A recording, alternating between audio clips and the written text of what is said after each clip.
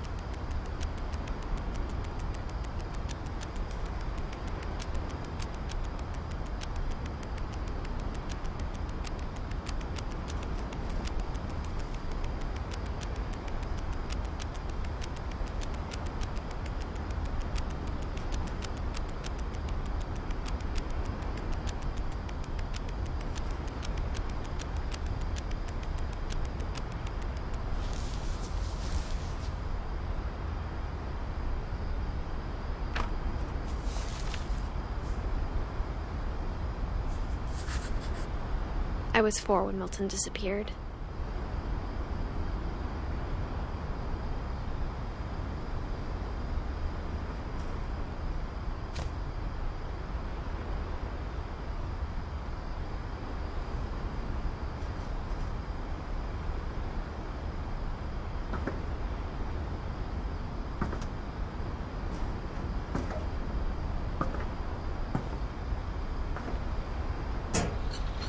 Mom spent months searching for my brother.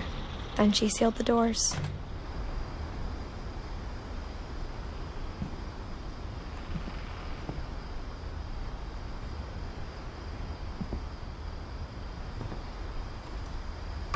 Whatever Milton had found in the house, Mom didn't want it getting out.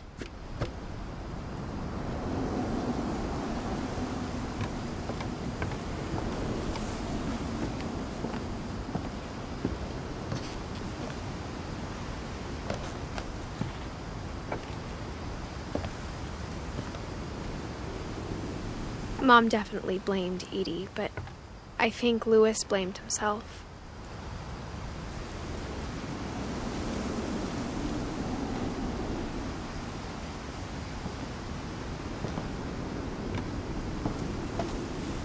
After he graduated, he just spent more and more time in his room, until Mom got him a job at the cannery.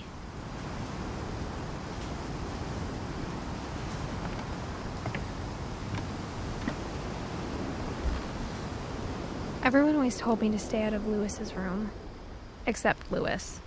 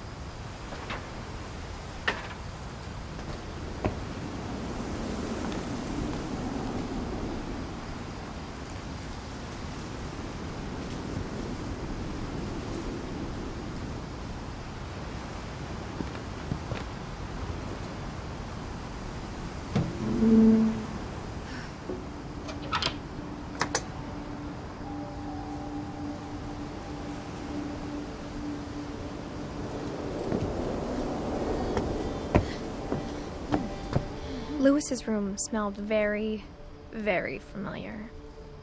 That part of him lived on.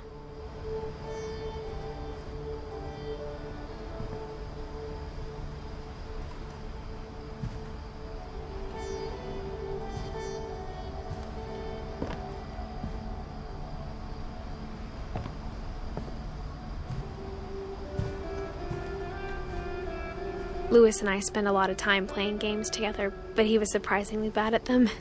He died a lot.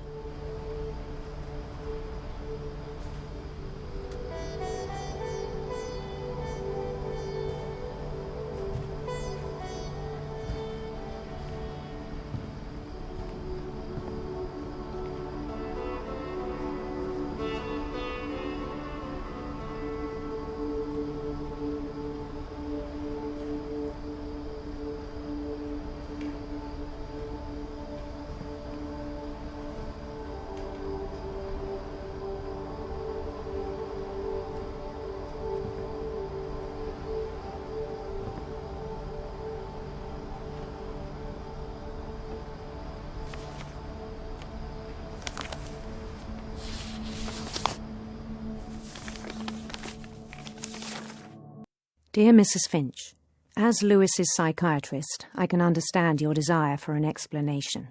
As I see it, the trouble began in January, shortly after we convinced your son to seek treatment for substance abuse. Newly sober, I believe Lewis first noticed the monotony of his daily life.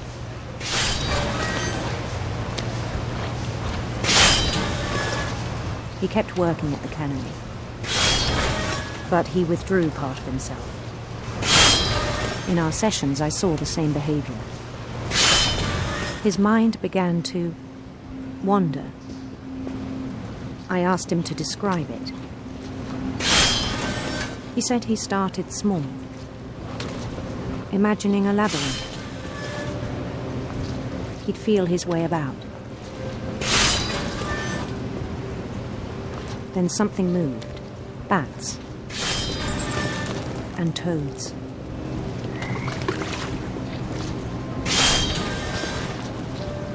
And things that have not names.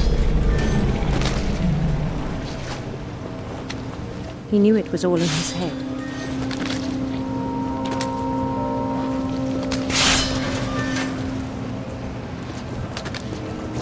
But he took it very seriously. I had hoped he'd find himself.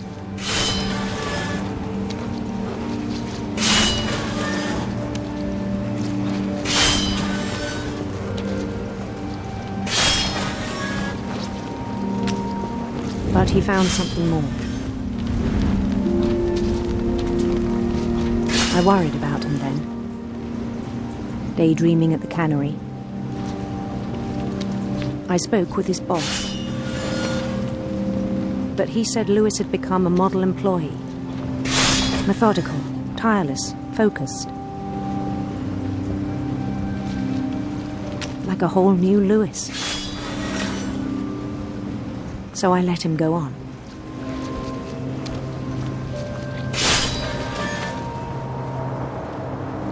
I even encouraged him.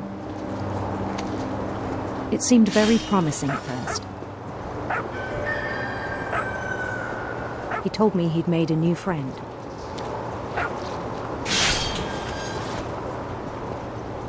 On the edge of a city he named Lewis Topia.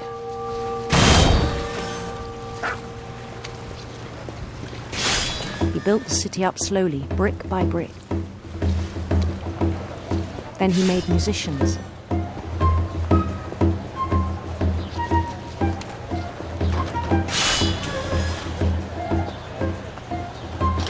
And songs for them to play. He talked about starting a band. And he was always humming something. Every day his imagination grew stronger.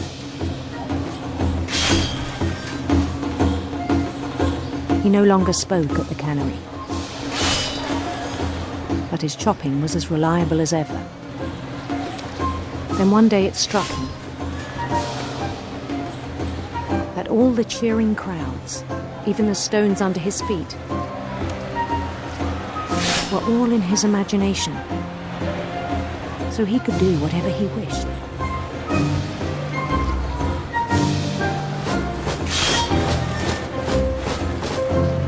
He held an election for mayor. And he won. They begged him to stay, but his mind was already wandering.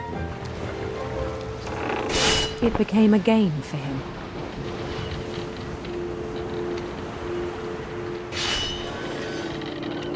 He'd conquer a city, then immediately push on.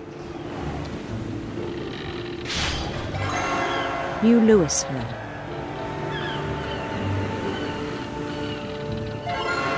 St. Louis. He started drifting away from our reality.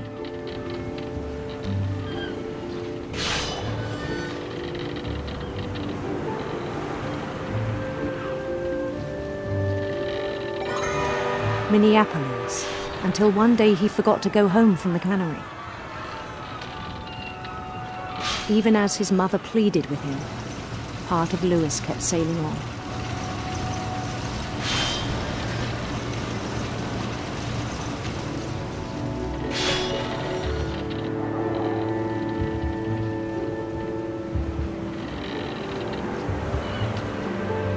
In Louisburg, he heard rumors of a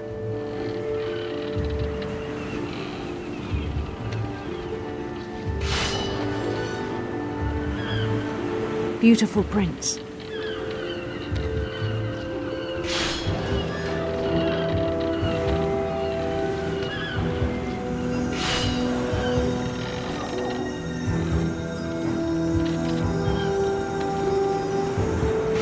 The prince was on his own quest for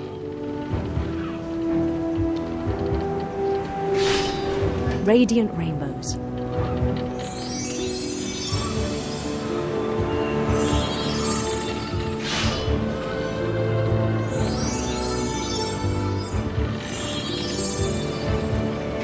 He followed the sound of his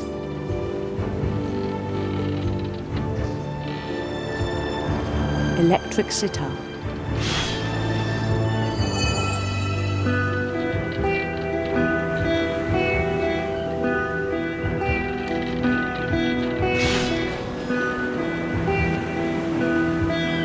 His chase led him to a golden palace east of the sun and west of the moon.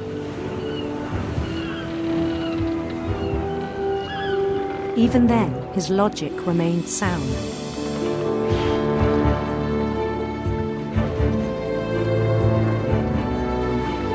He knew the world was all in his imagination.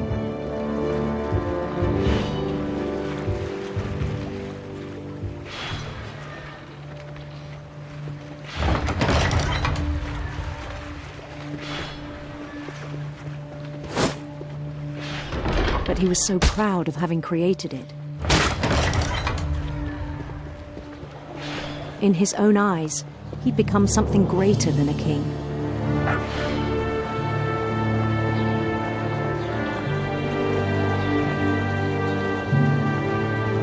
For someone who'd never known success in the real world, I think it was overwhelming.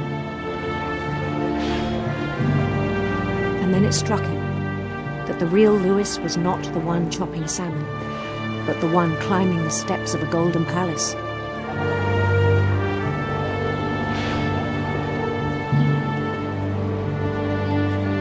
My imagination is as real as my body, he told me. It was hard to argue with him.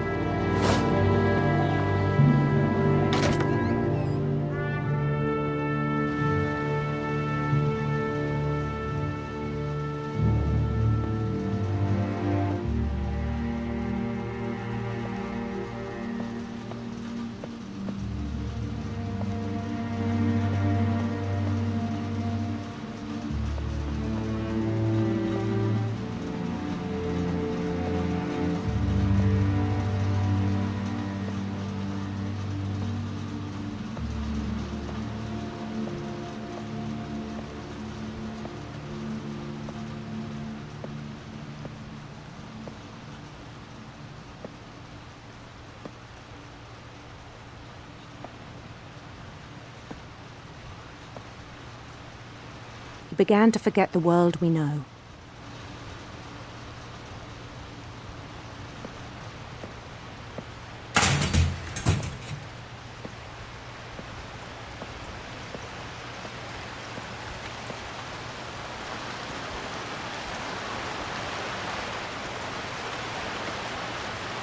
I think it pained him to remember Lewis, the cannery worker.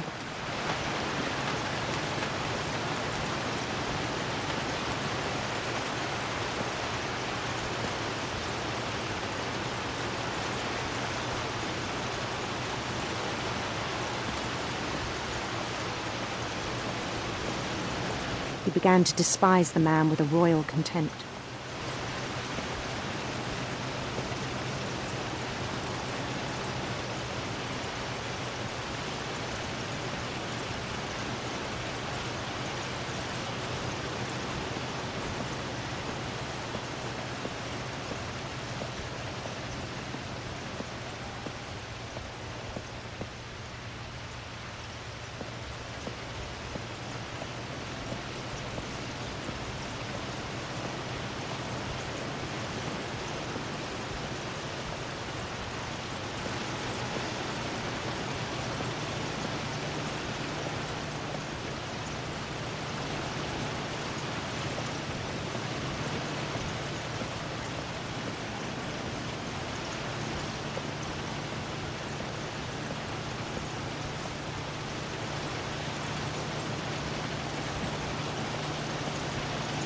I still thought I could save him.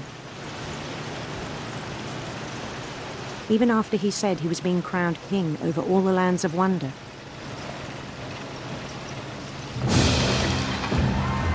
The palace would be packed with his companions.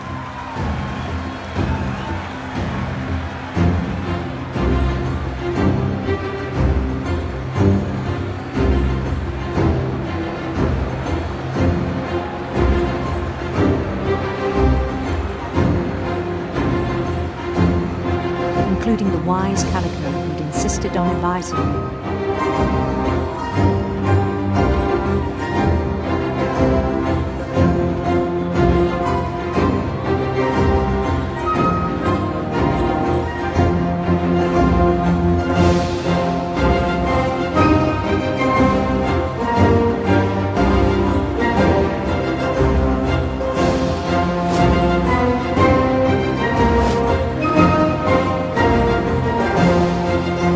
His prince waited, holding his crown.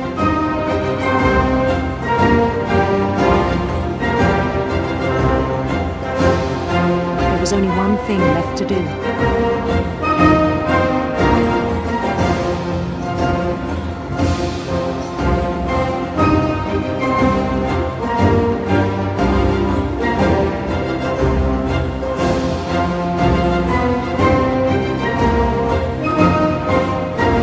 Bend down his head.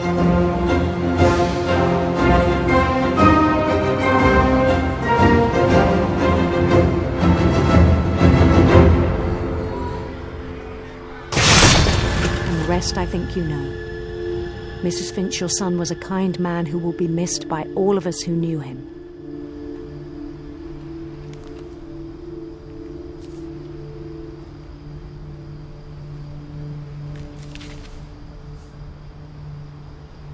My brother was really cool. I wish you could have met him.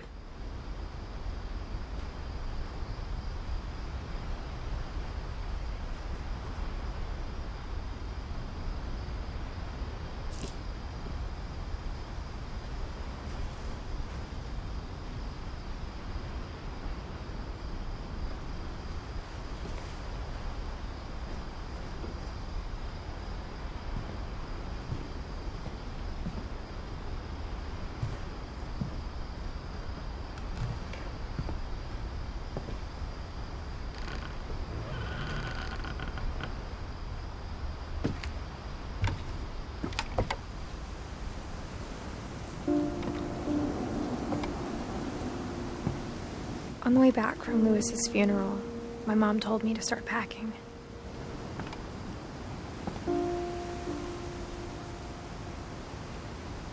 She waited until the day before we left to tell Edie.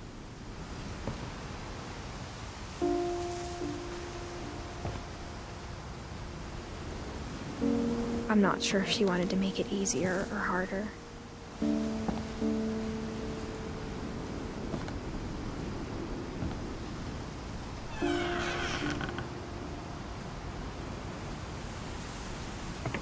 I wish we'd stayed.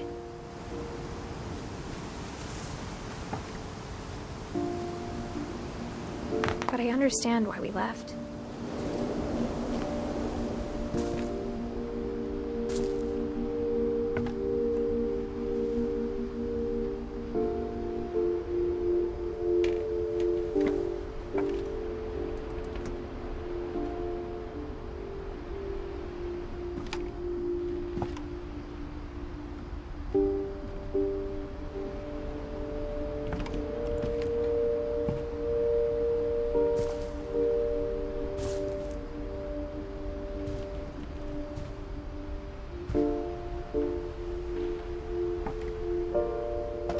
My mom ended up leaving everything behind.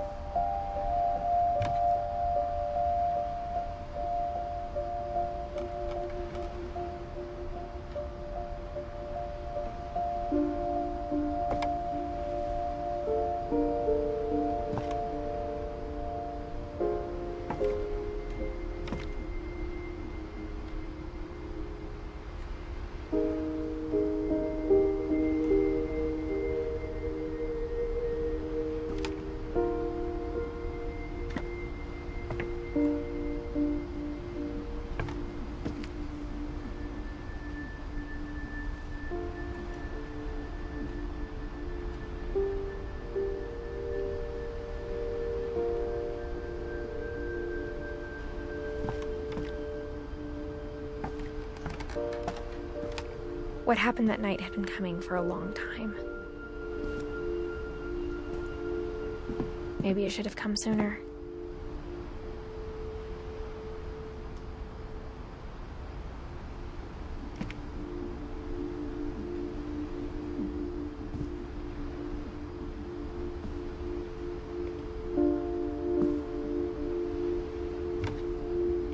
But it had to end one way or another.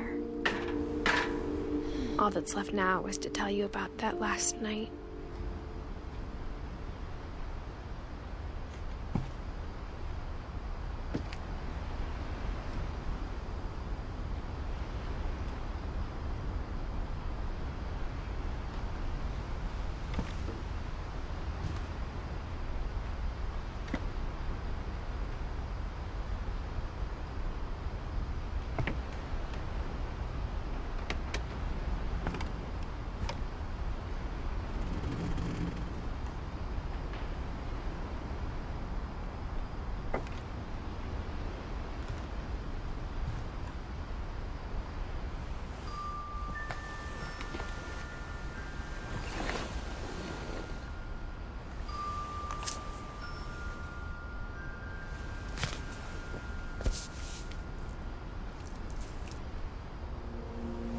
That whole last day, Edie just watched us pack and didn't say a word.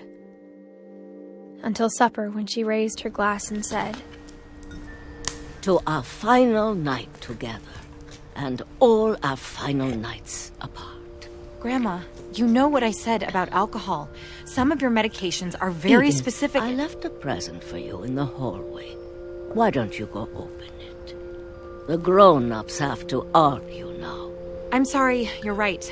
We're all leaving tomorrow. Let's just enjoy our last... I'm not leaving. Edith, you're excused.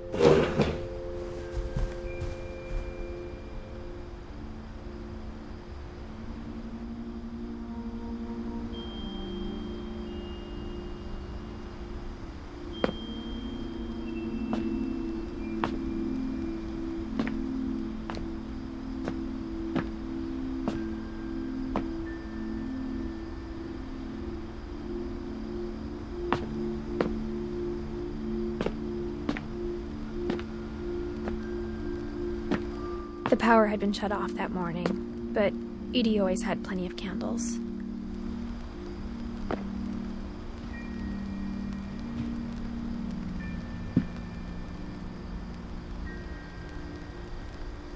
When my mom sealed the library, I don't think she knew about the other entrance.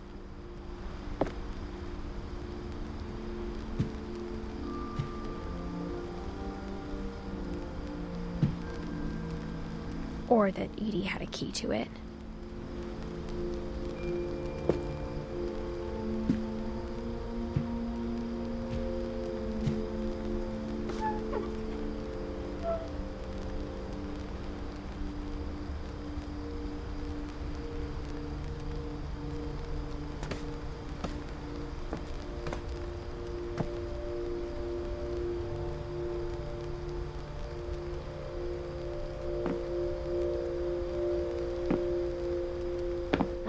You're afraid of isn't going to end when you leave the house.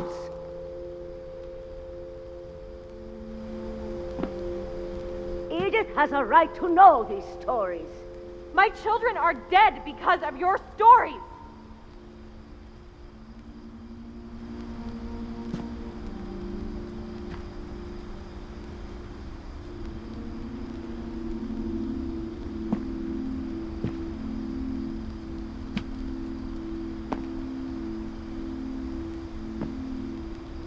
I think it's best if Edith and I leave tonight.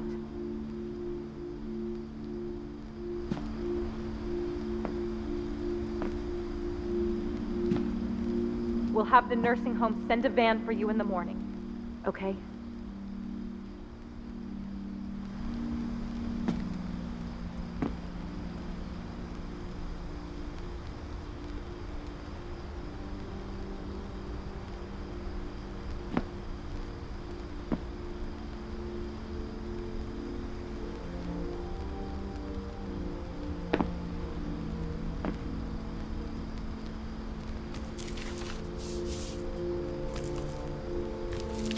dear Edith, there's so many stories I wish I could tell you, but there's only time for one. This is about what happened on the night you were born. That night, the tide went way, way out.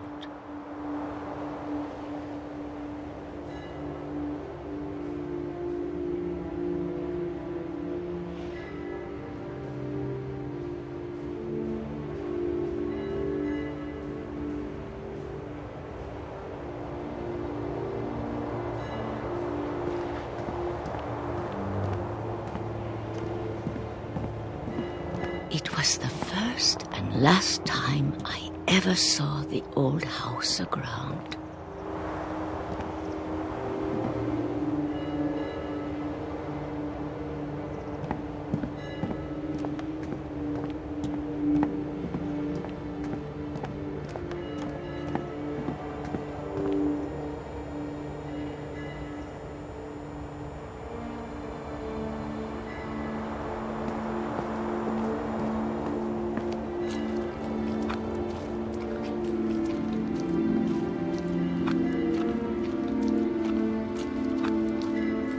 There'd been an earthquake out in the middle of the ocean. They called it the lowest tide in 1,000 years. God, it smelled awful. You know, I've seen that house every day of my life.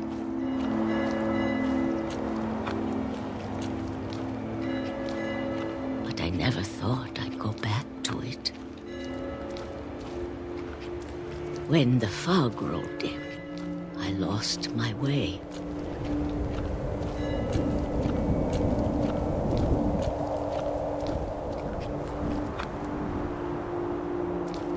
I got turned around.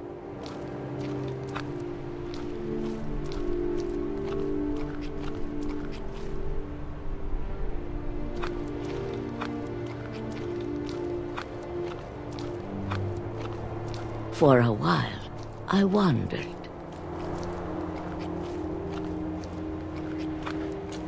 I started seeing things.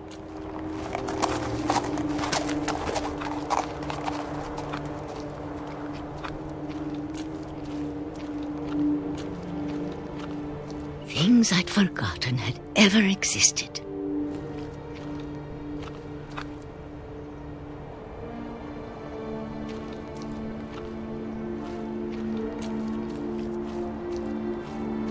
But when I saw them, they felt like old friends. That night, a lot of things came back to me.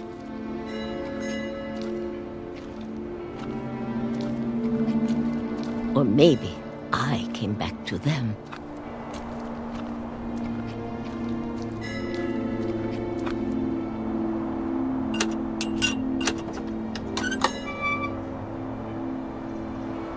Things I can't explain, but that I need you to try and... Edith, what are you doing in here? It's mine. Edith! Mom, you're gonna rip it! Let go! I kicked and screamed, but Mom dragged me to the car. I never saw Great-Grandma Edie again. The next morning, the van came to pick her up, but she was already gone. After that, we moved around a lot.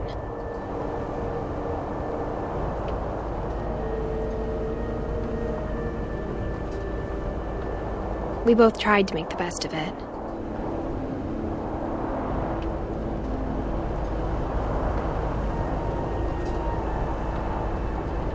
A few years went by.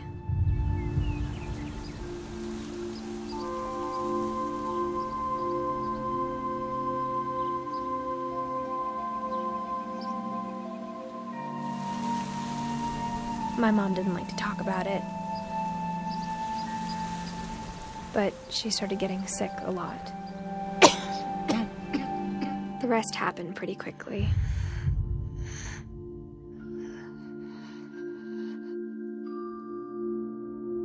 She got better for a while, and then she didn't. And then I was alone.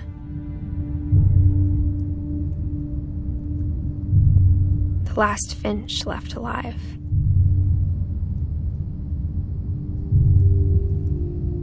Until I found out about you.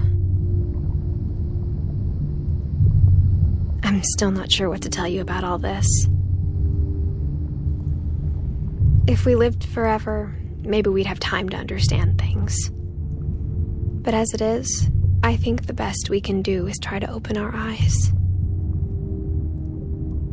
And appreciate how strange and brief all of this is.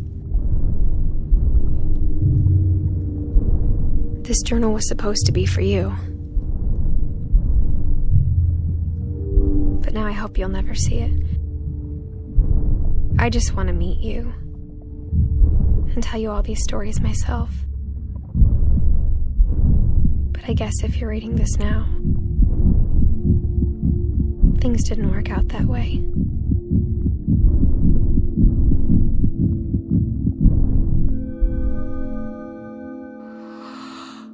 This is where your story begins. I'm sorry I won't be there to see it. It's a lot to ask, but I don't want you to be sad that I'm gone. I want you to be amazed that any of us ever had a chance to be here at all. Good luck.